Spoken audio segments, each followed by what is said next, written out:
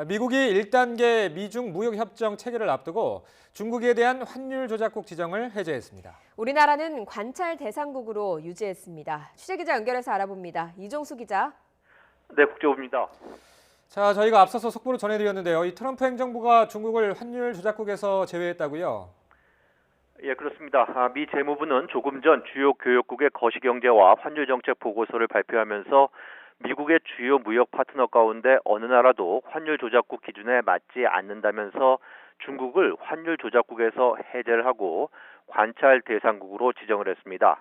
미국은 중국과의 무역 갈등이 격화됐던 지난해 8월 전격적으로 중국을 환율 조작국으로 지정을 했습니다.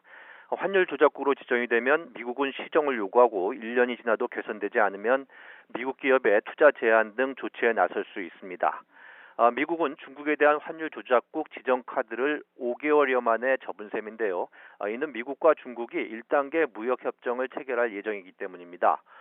뉴욕 증시는 미국과 중국의 1단계 무역 합의 서명에 대한 기대 등으로 상승을 했습니다. 뉴욕 증권거래소에서 다우존스 지수는 전장보다 0.29% 상승한 채 거래를 마쳤습니다. 스탠다드 앤 푸어스 500 지수는 전장보다 0.7% 올랐고요. 기술주 중심의 나스닥은 1.04% 급등한 채 장을 마감했습니다. S&P 500 지수와 나스닥은 장중과 종가 기준 사상 최고치를 또다시 경신을 했습니다. 네, 우리나라는 이번에도 환율 관찰 대상국에서 제외되지 못했다고요. 예, 그렇습니다.